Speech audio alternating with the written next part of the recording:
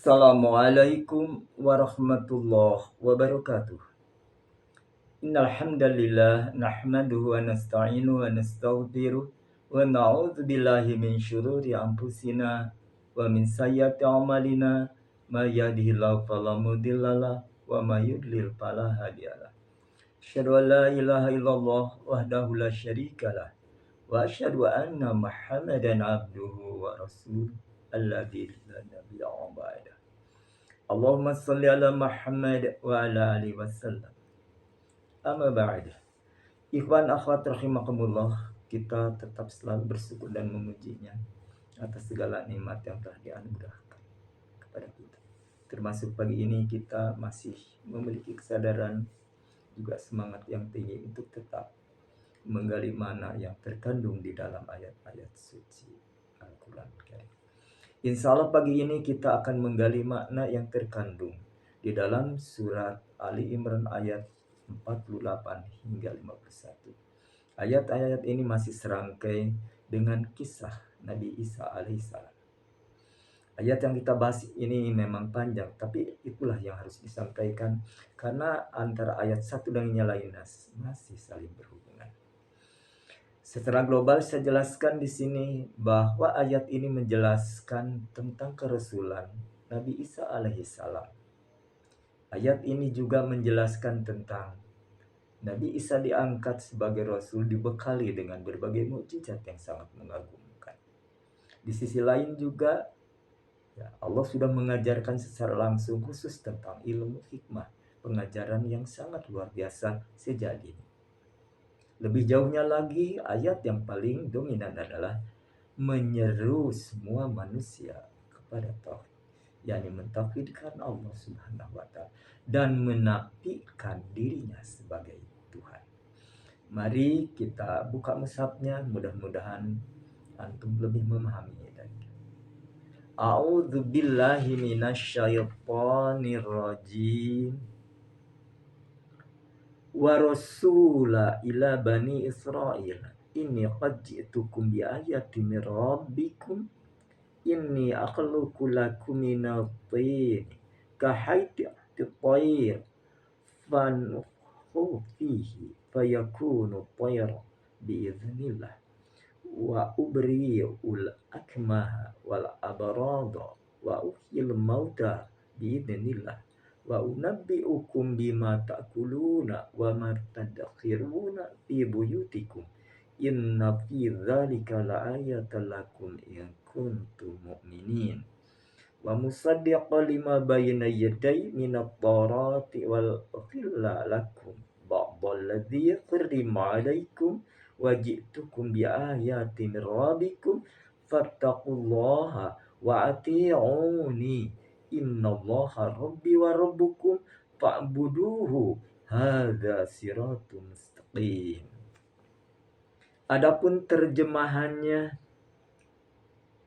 wa yu'allimul kitab, dan dia mengajarkan kepadanya, yakni kepada Nabi Isa alaihissalam al-kitab wal hikmah, yakni kitab, wal hikmah dan hikmah, wa taurata wal injil, juga Taurat dan Injil, wa rasulan, dan sebagai rasul, ila bani Israel, kepada kaum Bani Israel.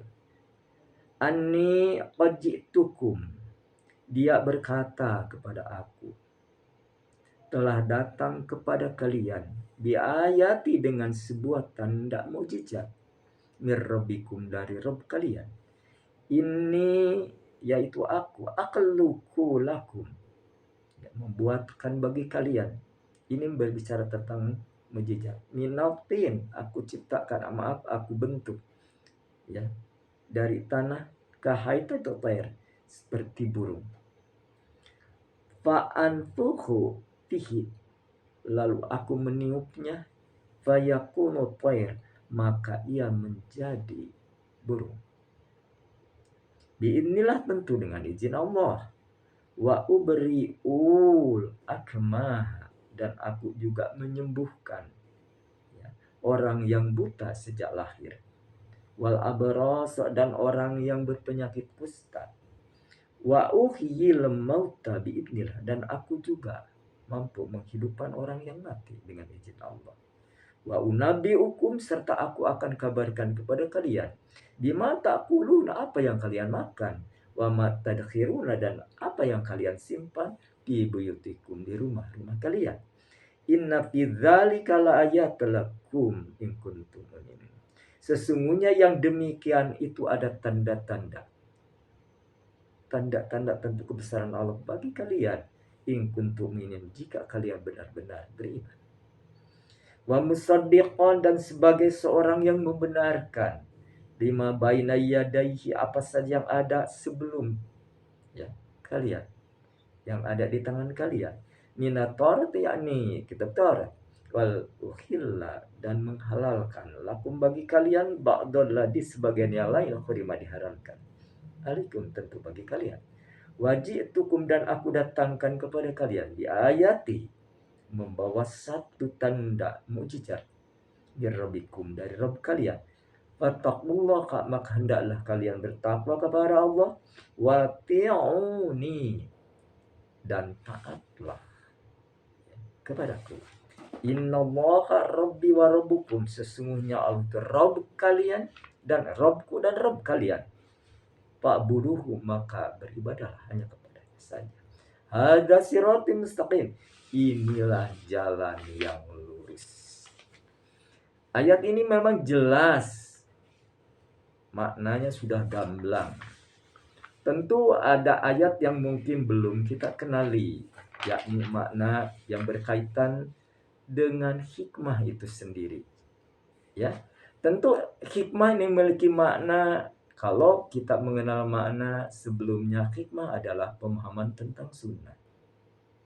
Tapi di sini Nabi Isa alaihissalam dikasih Allah pengajaran ilmu dan hikmah ini, ya, mencakup beberapa aspek yang krusial, yakni penganugerahan kemampuan, ketepatan, dan kebenaran dalam berbicara maaf, serta bertindak. Hikmah ini menegaskan kedudukan Nabi Isa alaihissalam sebagai seorang rasul yang dibekali pemahaman mendalam tentang wahyu, yakni kitab Taurat dan Injil, sejak dini. Makna konsep tentu dalam ayat hikmah ini pemahaman mendalam dan akurat tentang agama. Ini mencakup kemampuan, ya, menghukumi perkara dengan adil, bijak dalam berdakwah, serta memiliki tutur kata yang benar. Sisi lain juga kemampuan baca tulis yang luar biasa, serta pemahaman kitab-kitab suci sebelumnya.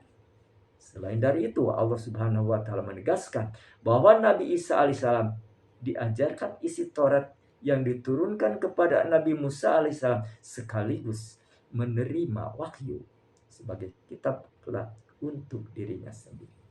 Itu hikmah. Jadi pemantapan Allah tentang pemahaman berbagai sisi, ini sebut hikmah. Maka dari itu tentu jarang di antara nabi juga, kalau memang Allah lah menolong, memberikan anugerah luar biasa, memberi pemahaman kepada dua kitab, sekaligus kitab yang diturunkan kepadanya, juga kitab sebelum. Ini untuk menjelaskan kepada umatnya apa saja yang ada di dalamnya. Tentu tak jauh berbeda, bahkan kelengkapan ada di dalam surat, ya, ayat-ayat suci Al-Quranul Karim. Karena di seruan ini bertauhid. Semua kitab-kitab yang awal, nabi-nabi dan rasul juga tetap menyerukan harus menyembah kepada Allah saja. Itulah jalan yang lurus. Apabila belok dari jalan tersebut, tentu inilah yang disebut, ya, dosa yang besar, kesesatan yang nyata jauh, dan betul-betul menjadikan dia rugi, akan binasa kelak di kemudian hari. Mari kita kenali tadi, Nabi Isa alaihissalam dikasih pemahaman tutur kata yang lembut dalam berdakwah. Ini dikasih pemahaman tentu sejak dini. Mulai bayi sudah berbicara hal-hal yang betul, tak bisa dijangkau akal sehat. Setelah dewasa, tentu Allah kabarkan dia seorang memiliki kemampuan tinggi dari berbagai. Di saat itu Nabi Isa alaihissalam dikasih mukjizat, bisa mengobati berbagai penyakit yang disebutkan tadi. Yang buta sejak lahir, penyakit kusta, lalu menghidupkan orang yang mati. Ini membuktikan saat itu gebiar, tentu berkembang soal-soal ketabiban. Maka di saat itulah ya, mukjizat ini tentu tidak bisa diakses secara logika. Apakah ini benar-benar yang sebagaimana mereka belajar dari guru-gurunya, bahwa ketabiban itu dianggap sama mereka ini satu kemampuan yang luar biasa. Tapi Allah melebihkan kepada Nabi Isa alaihissalam untuk tadi mengukuhkan bahwa pertolongan Allah itu lebih tinggi dibanding pemahaman mereka. Nah itu, maka jelas di sini seperti kitab Taurat dulu dikirimkan atau diturunkan ke Nabi Musa alaihissalam, karena saat itu Taurat tentu membahas tentang kemampuan orang-orang saat itu. Di zaman Nabi Musa orang menggandrungi tentang sihir. Ya, dibesar-besarkan hingga orang yang mampu memiliki ilmu sihir tertinggi bisa didekatkan kepada raja. Tentu fasilitas segala pun dimudahkan bagi orang yang memiliki kemampuan itu. Maka disitulah Allah menurunkan kitab Taurat yang isinya menjelaskan kemampuan Nabi Musa melebihi orang-orang yang memiliki ilmu sihir tersebut. Masuk kepada ayat-ayat yang diturunkan kepada Rasulullah SAW, yakni kitab Al-Quranul Karim, menjawab, melebihkan. Karena di saat itu orang-orang Quraisy jago-jago dalam bersair. Maka begitu ayat Al-Quran turun, mereka terperangah, terkejut. Ayat begitu indah, karena mereka mengenal para sastra. Ahli-ahli syair itu pujangga-pujangga besar. Tapi ketika ayat itu turun, mereka tak mampu bikin satu ayat. Kembali kepada ayat yang tadi yang dijelaskan, bahwa Nabi Isa alaihissalam ini sebagai Rasul, membawa syariat baru yang telah memupus syariat sebelumnya sebagian yang diharamkan menjadi halal. Ya, atau kebalikannya. Karena di dalamnya tentu ada maslahat dan mafsadat. Maka Allah mengoreksi bagi orang-orang yang sebelumnya di zamannya untuk kemaslahatan di zaman Nabi Isa itu sendiri.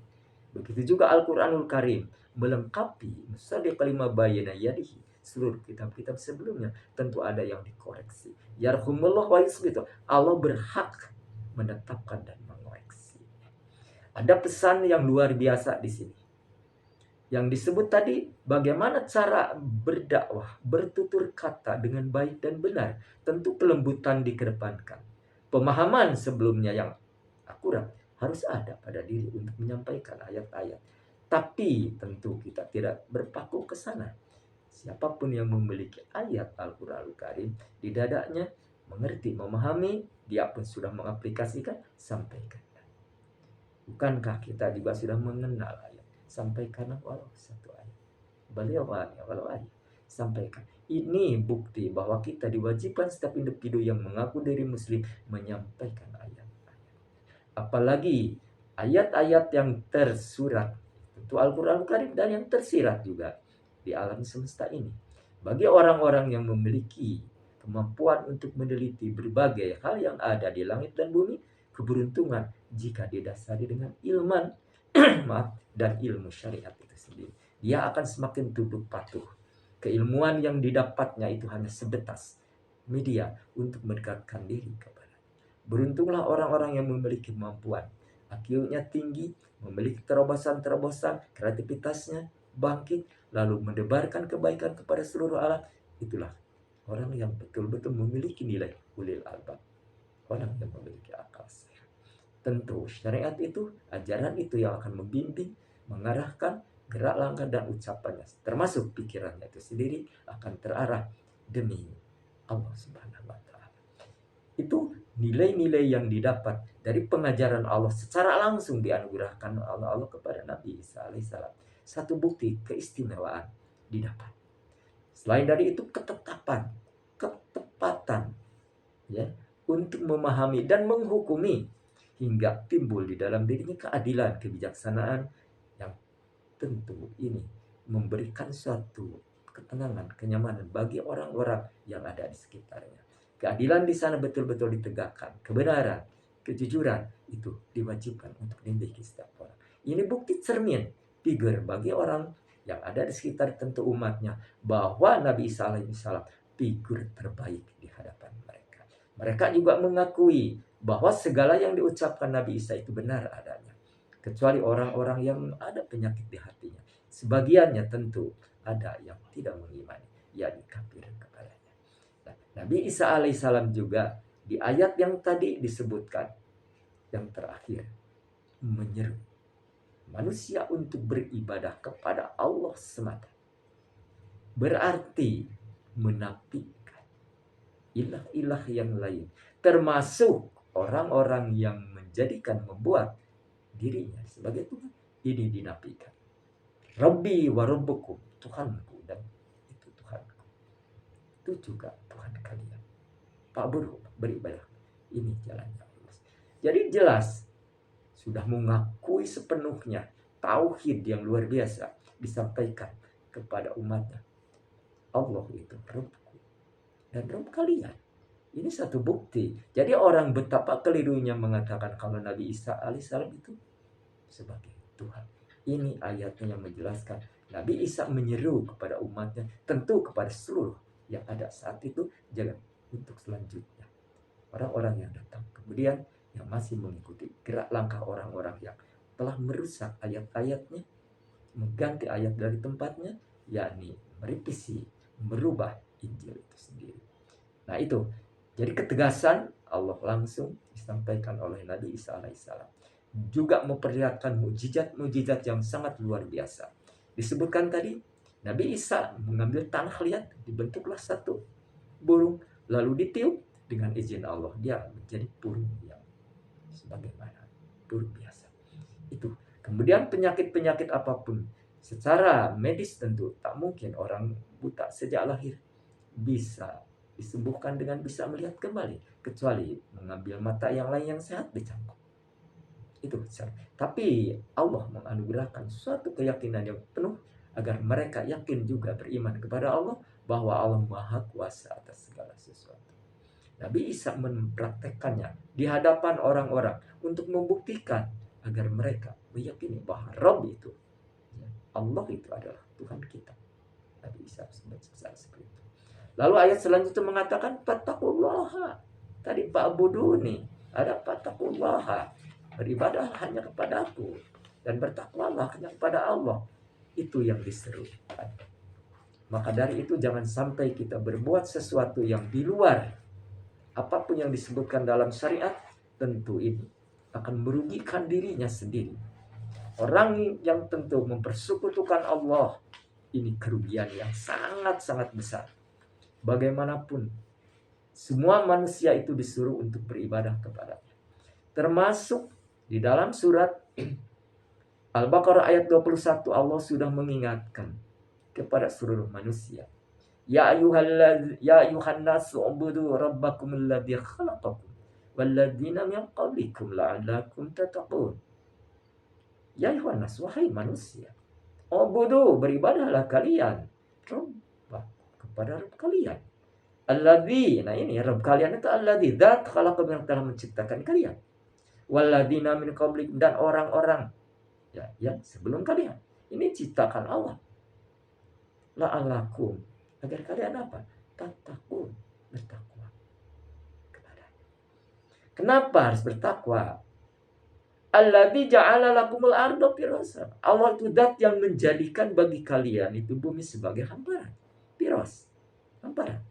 Wasama, dan Allah juga menjadikan langit binaan sebagai payung, sebagai tudung.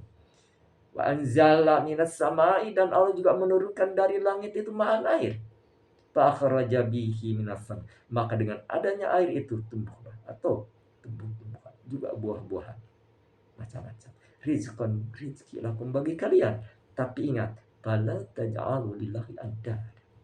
Maka jangan sekali-kali kalian membuat tandingan-tandingan dengan Allah. Wa antum ta'lamun, jika kalian tahu. Allah mengingatkan hal itu. Karena orang yang mempersekutukannya ini sudah termasuk dosa yang besar. Ayatnya tadi sudah dikatakan isman adima di dalam surat An-Nisa 48 sudah jelas. Ya, apa dikatakan di situ? Innallaha la yaghfiru ayyushraka bihi wa yaghfiru ma duna dzalika liman yasha wa may yusyrik billahi faqad iftara itsman adzim. Innallaha la yaghfiru, sesungguhnya Allah tidak akan mengampuni ayyushraka, yang mempersekutukan Allah dengan yang lainnya. Wa yaghfiru ma duna dzalika, tapi Allah berkehendak mengampuni dosa-dosa selain syirik itu. Lima yasa, bagi orang yang dikehendaki. Wa may yusyrik billah, dan barang siapa yang mempersekutukan Allah ya, dengan sesuatu, faqad iftara itsman, maka sungguh dia telah berbuat dosa yang sangat besar. Itu di dalam surat yang lain juga dikatakan di situ. Di dalam surat 116 An-Nisa mengatakan apa yang disebut dolalan ba'ida, kesesatan, tersesat yang sangat jauh. Innallaha, nadanya sama. Innallaha la yaghfiru ayyushraka, sungguh Allah tidak akan mengampuni dosa orang berbuat syirik, ya, mempersekutukan dengan wa yaghfiru ma duna dzalika, dan Allah mengampuni dosa selain syirik lima yasha, kepada orang dikehendaki. Wa may yusyrik billahi, barang siapa yang berbuat mempersekutukan Allah dengan yang lain, faqad dhalala dhalalan ba'id, maka sungguh dia telah tersesat yang sangat-sangat jauh. Jika Allah sudah menjas seperti itu, kerugian besar tentu akan dirasakan bagi orang yang menolak, mengingkari ayat-ayat. Yang paling jelas lagi, di dalam surat Luqman ayat 13 dikatakan orang musyrik itu apa? Inna syirka la dzulmun adzim. Sesungguhnya orang yang mempersekutukan Allah itu ya sama dengan kedoliman yang sangat besar. Orang dolim tidak akan dikasih hidayah. Innallaha la yahdil qaumadz dzalimin, Allah sudah memberikan informasi, tidak akan beri hidayah. Apa hidayah? Kembali kepada kebenaran. Kecuali kalau dia mau berubah dirinya, membandingkan ya amal-amalnya, mengimbangi dengan orang-orang yang sebelumnya, menyadari lalu tumbuh semangat untuk berubah, baru itu Allah memberikan jalan. Tapi kalau tenggelam dalam kesyirikan itu sendiri, tidak. Itu jadi dukun paranormal, ya, orang-orang yang jauh ya dari akidah yang lurus, hanya mengejar duniawi dengan berbagai cara. Tentu baju pakaian seperti Islam, tapi kesyirikannya tetap dia lakukan. Ini yang paling bahaya, yang paling nampak sekarang itu apa? Membesar-besarkan kuburan dengan berbagai manfaatnya. Ini juga rugi kalau orang senang. Apa artinya sholat? Apa artinya zakat, saum, haji? Tidak bernilai. Allah sudah mengecam bagi orang macam itu. Rasul juga sudah diingatkan, wa in asyrakta la yahbatana amaluka. Jika kamu berbuat syirik, pupuslah semua amalan. Iya, pupus semua. Jangan ada hanya dosa akan dirasakan kelak. Itu ikhwan, pesan yang ada di dalam ini. Tapi ada pelajaran berharga bagi kita tentu. Apa pelajaran berharga di sini? Orang-orang yang menjadi soleh tentu mendapatkan pelajaran baik dan benar. Juga lingkungan baik dan benar itulah yang mendukung. Ketika mendapatkan pelajaran baik dan benar, lalu lingkungannya pun mendukung ke arah baik dan benar, dekat dengan orang-orang baik dan benar. Siapa? Kalau kita jabarkan di dalam surat At-Taubah 19 mengatakan, ya ayyuhalladzina amanu, wahai orang beriman, bertakwalah, beramal taqwa, wa kunu ma'as shadiqin, maka hendaklah kalian bergaul dengan orang yang benar. Benar dalam akidahnya, benar dalam ibadahnya, benar juga tentu dengan ucapan dan tindakan, pemahaman dan tentu syariat. Itu yang akan membawa dirinya. Termasuk Nabi Isa alaihissalam ini. Sebelumnya Siti Maryam dibesarkan oleh Nabi Zakaria, orang yang saleh. Maka Nabi yang lahir dari orang-orang saleh, Nabi Isa alaihissalam. Sebagian besar tentu tidak sebagaimana diceritakan, difirmankan Allah ini. Dipilih oleh Allah, Nabi Isa alaihissalam dilahirkan dari nasab orang-orang saleh. Ya. Berkat siapa? Doa orang tuanya, Nabi Ibrahim alaihissalam. Ya, mohon keturunannya. Ya, orang-orang diberkati, dirahmati oleh Allah. Bahkan Nabi Isa alaihissalam diberkati, mulai lahir, ya. Lalu saat hidup, jadi pemuka tokoh, jadi panutan, digandrungi ya untuk orang beriman tentunya.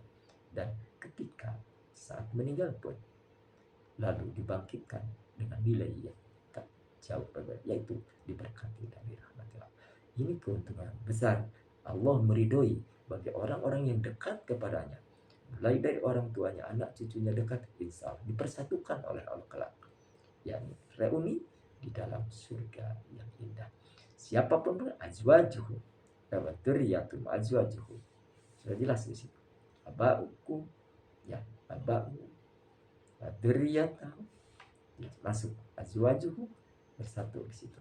Jadi semua pasangan-pasangan ditakdirkan Allah sama, iman kepada Allah, mengikuti kesalehannya, ya, pasangan masing-masing, keturunannya, ya, itu dijelaskan. Semua orang tua kita sebelumnya dipertemukan. Siapapun yang datang, cucu-cucu kita yang tidak kenal juga bersatu. Jika sama-sama ya mentauhidkan Allah, disitulah keuntungan besar. Maka dari itu mari kita sama-sama koreksi diri kita masing-masing. Tadi dikasih contoh oleh Allah, kelembutan dalam berdakwah. Allah langsung bicara, ya tentu kepada malaikat Jibril untuk disampaikan hal tersebut, bahwa Allah mengajarkan pemahaman tentang Taurat dan Injil. Di dalamnya tentu berbagai aspek kehidupan, rambu-rambu kehidupan, akidah yang benar, ibadah yang benar tentu. Walaupun ritual tentu berbeda antara di kitab Taurat Injil, tapi tentang tauhid, tentang sholat, tentang zakat ada tertulis. Termasuk informasi Rasulullah SAW yang akan datang kemudian, ya, mengemban amanat untuk seluruh alam. Semua di situ. Seandainya Rasul pernah bersabda, seandainya Musa atau Isa masih ada, tentu dia akan mengikuti apa yang aku bawa. Itu kelengkapan, kesempurnaan yang dibawa Rasulullah SAW ini, risalahnya melingkupi berbagai kitab-kitab sebelumnya.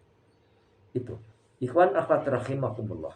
Tentu kita ada ambil pelajaran lagi di ayat selanjutnya. Selain kita harus tetap istiqomah dalam ya ketauhidan kepada Allah, kita pun dianjurkan juga di ayatnya, ya bertakwa kepada. Semua definisi takwa sudah paham. Tentu orang-orang yang memiliki kriteria bertakwa itu yang akan mendapat keberuntungan. Amal ibadah yang kita lakukan itu tentu untuk mencapai target takwa itu sendiri. Jangan sampai ibadah kita, buahnya dari amal-amal yang kita lakukan tidak bernilai hingga mendapatkan predikat takwa. Karena takwa itulah di sisi Allah yang paling mulia. Inna akramakum indallahi atqakum. Di sisi Allah orang yang paling mulia itu pilihan yang akan dapatkan kemuliaan. Ada satu pesan tentu dari Ali bin Abi Thalib yang menjelaskan kalau kriteria orang takwa semua antum sudah tahu, mudah-mudahan insya Allah. Yang pertama di surat Al-Baqarah sudah jelas. Yu'minu billahi wa yuqimuna as-salata wa mimma razaqnahum yunfiqun. Lalu di situ beriman kepada bima anzala. Terus itu dijelaskan beriman kepada yang gaib, mendirikan salat, menginfakkan rezeki, lalu beriman kepada kitab-kitab sebelumnya. Ini di ayat lain juga mampu wal qadiminal ghair wal afina inanas, menahan amarah dan memaafkan kesalahan. Itu kriteria. Tapi ada sifat yang harus dimiliki orang bertakwa, sebagaimana dikatakan Ali bin Abi Thalib. Ya, orang yang betul-betul memiliki sifat orang takwa itu harus di sini takut minal jahil. Jadi takut sama Allah tentang satu kemurkaan mana-mana. Jadi harus tumbuh di hati masing. Rasa takut, ya, al-khawfu minal jalil, takut dari Allah. Itu tadi siksanya manakala kita melanggar. Takut juga yang harus ada kita itu. Belum mampu bersyukur, koreksi diri, belum mampu. Maka ada satu hadis orang yang saleh dikasih anugerah posisi yang tinggi. Nabi Daud dan Nabi Sulaiman sudah menjelaskan, memohon kepada Allah tentang ilham untuk selalu bersyukur. Rabbi a'udzu asykura ni'mataka allati an'amta 'alaihi. Bersyukur, mohon kepada Allah ilham agar selalu bersyukur atas nikmat yang anugerahkan kepada Allah. Ya. Lalu apalagi kita jangan lupa kita mengoreksi, karena harus takut kepada Allah yang maha segalanya. Dari sisi tadi, kalau kita akidah sudah murni belum? Murnikanlah segala. Ibadah tidak lurus, luruskanlah segala. Kalau kebetulan di dalam hati kita mampu memeriksi hal-hal yang pernah dilalui, ada hal-hal yang negatif, masih ingat? Segera bertobat. Ini rasa takut, belum rasa takut yang lain. Kalau seandainya ya bekal kita belum ada untuk mencukupi di akhirat kelak, tambahlah. Bukanlah takwa itulah sebagai bekal. Watajawwazu fa inna khairaz zadi. Berbekallah karena sebaik bekal itu takwa. Ini. Jadi takwa itulah nilai yang harus segera kita ya targetkan dalam kehidupan. Ali bin Abi Thalib selain itu mengatakan, orang yang betul-betul memiliki ya masuk ke sifat orang takwa itu adalah wal amali bitanzil. Segala amalnya itu selalu merujuk kepada yang diturunkan Allah. Apa? Al-Quran Karim. Ya, kesarian. Mulai bangun tidur hingga tidur kembali. Apa yang kita makan, apa kita minum, apa yang kita lakukan. Aktivitas apapun. Ingat, ini beramal. Ini haram, ini halal, ini dosa, ini harus ingat. Itu rambu-rambu yang harus kita. Ini akhlak yang tidak disukai Allah. Ya, apa kata yang tidak pantas, tidak senang, Allah tidak jauhi. Karena Allah paling tidak suka kalau ada orang yang bicara kasar, terang-terang, hindari. Allah juga tidak suka orang yang menjelek-jelekan sesama. Allah juga mengatakan tidak senang atau bahkan diharapkan untuk mendolimi. Ini banyak sekali kalau kita koreksi diri kita masing-masing. Semua itu jika beramal dengan apa yang ada di Al-Quran, itu yang terbaik. Siti Aisyah radhiyallahu anha pernah ditanya oleh para sahabat, ya umat, apa yang kau kagumi dari Rasulullah SAW? Siti Aisyah lalu mungkin meneteskan air mata. Subhanallah, akhlak Rasulullah itu Al-Quran. Jadi tentu kita harus bersemi meneladani beliau, walaupun tidak mungkin kita purna sampai ke sana, tapi berusaha maksimal dari berbagai sisi, akidah, ibadah, ya, muamalah, akhlak. Nah, ini cermin. Orang yang beramal dari Al-Quran itu sifat yang harus dimiliki oleh orang bertakwa. Lalu apalagi pesan Ali bin Abi Thalib itu, orang memiliki sifat takwa yang baik. Wal istidadu liyaumil akhir. Mempersiapkan diri bekal kelak suatu saat akan bertemu dengan.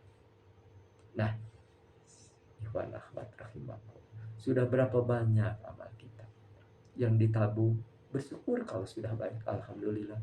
Memiliki harta diberdayakan, ditabungkan tentu, entah di masjid, entah untuk kebutuhan banyak orang, pendidikan, ya kepentingan umum lah. Itu tabungan kita dari harta kita sebagai ya, disimpan agar nanti kita akan mendapatkan bekal yang baik terus.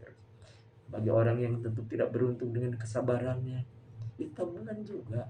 Selalu bersyukur walaupun seadanya, ini tabungan juga. Mendidik anak dengan susah payah, itu tabungan juga bagi kita. Apalagi kita dikasih kemudahan, kelonggaran, anak dileskan setelah sekolah, ya, yang biasa dipesantrenkan, ngaji malam, lalu menuntut ustadznya didatang, itu juga investasi. Coba perbanyak. Karena di sini kata alim mempersiapkan diri untuk bertemu dengan Roh nanti di kemudian hari. Nah, dan orang-orang yang cerdas tentu akan mengingat kematian. Ya, mumpung kita masih hidup, nggak tahu hari ini, belum tentu kita masih sampai sore. Maka tanamkanlah pada diri ini untuk mendidik diri dan anak kita, keluarga kita ke arah yang betul-betul tadi akan memantapkan dirinya manakala ada di lingkungan keluarga, di lingkungan orang baik, di masyarakat yang lain, agar jadi dia memberi warna tentang berbagai hal kebaikan. Itulah orang yang menambung untuk kehidupan di akhirat kelak. Kembali kepada tadi ucapan Ali bin Abi Thalib, mulai awal harus ada rasa takut kepada Allah dari berbagai sisi. Ya, kalau kita merasa takut dimanapun, kapanpun dan kondisi apapun, jelas dia orang yang termasuk zikir. Selalu ini. Mana tidak zikir terus kepada Allah. Allah sudah menjelaskan, fadhkuruni adzkurkum. Ya, ingatlah kalian kepada peristiwa Allah, ingat pada. Ingat kepada Allah, kita tadi melakukan kewajiban, melaksanakan apapun yang sesuai dengan syariat itu sendiri. Allah akan memperhatikan kita. Ya, ingat kepada kita. Ingat Allah kepada kita tentu memberikan keberkahan, rahmat, mengarahkan pandangan, pendengaran, tangan, kaki semua ke arah-arah yang positif. Jika Allah ingat. Juga kalau kita hadis kemarin pernah dibahas dari Ibnu Abbas mengatakan ifadillah hafadaka. Jika kalian menjaga Allah, niscaya Allah menjaga. Jagaan Allah inilah yang harus kita harus ada di dalam diri kita. Allah selalu menjaga. Jika kita mau menjaga mana? Syariatnya, murni, bersih, terlepas dari tadi syirik, tahayul, khurafat, dan bid'ah. Ini orang yang paling mulia di sisinya. Ini orang yang bisa mempersiapkan diri untuk kembali kepadanya dengan bekal yang cukup. Apalagi yang harus kita tanam tentu, ya, menjadikan investasi besar adalah jariah kita. Sampaikan apapun kebaikan, ya, tentu yang selaras dengan syariat ini kepada keluarga kita. Ini investasi besar juga. Itu tabungan kita juga. Akan berlipat-lipat semua nilainya bagi siapapun yang menunjukkan suatu kebaikan di dalam Islam itu sendiri. Tapi tidak dengan hal-hal bikinan-bikinan, yakni ritual-ritual apapun bentuknya, yang baik dan benar, ya, tapi ya maaf, yang baik dan bagus, tapi tidak benar. Tidak, jangan sekali-kali hal itu dibiarkan, dibiasakan, disampaikan, ditanamkan di anak-anak bahwa hal itu segera harus dijauhkan. Manfaatkan waktu yang baik itu sebaik-baiknya untuk ketetapan dirinya, keteguhan hatinya, agar tetap konsekuen melakukan apa yang telah diucapkan. Asyhadu an la ilaha illallah wa asyhadu anna aku bersaksi tidak Tuhan selain. Konsekuensinya seperti apa? Kalau sudah mengucapkan hal itu, tentu menafikan hal-hal apapun yang dilarangnya. Jangan sekali-kali dilanggar, karena sudah bersaksi. Begitu juga bersaksi bahwa Nabi Muhammad itu Rasulullah, utusan Allah. Jangan sekali-kali belok dari syariat. Apapun yang disabdakannya, ikuti. Selagi itu masih termasuk wilayah sahih, hasan. Tapi kalau sudah doib dan doib jidar, apalagi munkar, jangan sekali-kali diikuti, diaplikasikan dalam. Kenapa? Rasul sudah menjelaskan, barang siapa yang berbuat atas namaku, tapi ya jauh dari perintah ini, selain tertolak, juga harus siap-siap duduknya di neraka. Nah, ini pesan Rasulullah. Jadi kita beraktivitas, beramil salihat itu tentu harus sesuai, orientasikan kepada Allah dan Rasulnya. Tentu ibadah plus hanya untuk Allah. Tapi pada intinya bukan untuk Allah, tapi untuk kita. Tapi hati ini pluskan hanya untuk Allah, lillahi ta'ala. Tapi buah yang akan kita dapatkan tentu lebih besar, ya, dari apa yang kita lakukan. Karena pahala akan berlipat-lipat bagi orang yang meyakini sepenuhnya bahwa Allah segala-galanya, sebagai pencipta, penolong, pembesar, dan memberikan segala nikmat. Itu yang harus ingat kita. Nah, kenapa? Hada siratal mustaqim. Kata Nabi Isa tadi, inilah jalan yang lurus. Rabbi wa rabbukum, Allah. Allah itu Rabb aku dan Rabb kalian. Jadi harus yakinkan penuh konsekuensi sudah mengucapkan Allah adalah Tuhanku. Jelas. Ini harus tunduk patuh kepada aturan-aturan yang sudah digariskan. Jangan sekali-kali kita memberikan asumsi atau mungkin katakan rekayasa hasil daya otak, walaupun dia pintar, akhirnya tinggi, profesor, gelarnya, dan sebagainya macam, tapi membuahkan satu asumsi yang menjadikan makna ganda, bahkan merusak akidah. Itu yang paling bahaya. Kita yang jelas, yang gamblang, muhkam, yang jelas di Al-Quran sudah jelas. Jangan mengikuti orang-orang yang kebetulan menjelaskan tentang Al-Quran, tidak mengikuti syariat, yakni harus mengikuti jejak-jejak orang terdahulu. Bagaimana mentafsirkan Al-Quran itu secara jelas. Para sahabat, ya, para tabi'in mengikuti siapa? Rasulullah SAW. Bagaimana mentafsirkan Al-Quran sejelas, sebagaimana maksud yang utama Allah tentukan hal itu. Tapi jangan sekali-kali berubah, ya, konteks apalagi yang di dalamnya, hingga maksud dan tujuannya bisa bias, bahkan bisa jatuh kepada hal-hal yang buruk. Nah, kebiasaan orang-orang berpenyakit, orang munafik itu seperti itulah. Yang haram bisa dibiaskan jadi halal. Ya, sering kita mendengar mungkin di dunia maya. Orang-orang yang korupsi aja kalau prosedurnya ini tidak melanggar. Itu asumsi-asumsi yang membiaskan kata-kata haram jadi halal. Juga hal yang lain tentu banyak. Bagaimana masyarakat ini agar hidup maju, modern, sebagai negara lain harus zakat dipupus. Nah ini orang-orang macam itulah merusak agama. Seperti dia sebagai ulama, tapi ucapannya merusak, menghancurkan agama syariat itu sendiri. Alhamdulillah, mudah-mudahan kita ditutupkan telinga kita dari orang-orang macam itu. Kita dibuka lebih luas lagi pendengaran kita untuk menerima apa yang disampaikan oleh ulama-ulama yang betul warasatul anbiya, mengikuti jejak-jejak Rasulullah SAW agar mantap hati tidak tergoyahkan pengaruh apapun, tetap istiqomah di dalam hati hingga ajal kita nanti. Itulah ikhwan akhwat rahimahullah. Pelajaran berharga dari ayat-ayat yang disampaikan ini adalah tadi seruan untuk tetap bertauhid sampai ajal. Kedua tadi yang disebut bertakwa. Mau tidak mau sebagai mukmin harus belajar berusaha meningkatkan kualitas takwa itu sendiri. Dengan apa? Ilmu. Karena Allah Subhanahu wa taala mengajarkan, ya, menganugerahkan ilmu untuk memperdalam kitab Taurat dan Injil Nabi Isa. Itu tanpa ilmu itu untuk mendebat nanti kemana kala dakwah. Kita pun sama. Tapi dakwah itu tutur kata yang indah itu dengan adil dan bijak disampaikan. Sama dengan ud'u ila sabili rabbika bil hikmati wal mau'izatil hasanah. Ayat suci Al-Quran yang jelas.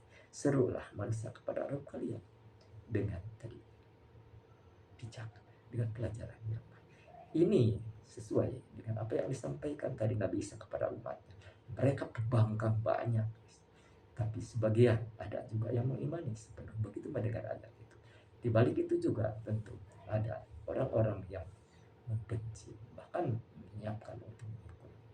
Nah itu ikhwan akhwat rahimahumullah. Setiap orang tentu memiliki kapasitas masing-masing dalam mencerna, ya, memahami. Tapi saya yakin antum lebih pintar, lebih cerdas karena di antara masih banyak yang muda-muda. Orang yang mungkin masuk di wilayah ini tua seperti saya. Mudah-mudahan Allah membukakan tetap walaupun saya aplikasikan dalam kehidupan. Agar kita tetap ibadah apapun yang kita lakukan menjadikan buahnya takwa. Inilah jalan yang lurus harus kita tempuh sampai kepadanya arah yang tepat yang memohon ridho, ampunan dan surga. Wallahu alam bimaradi. Subhanallah wa bihamdik. Asyhadu an la ilaha illa anta. Astaghfiruka wa atubu ilaik. Assalamualaikum warahmatullahi wabarakatuh.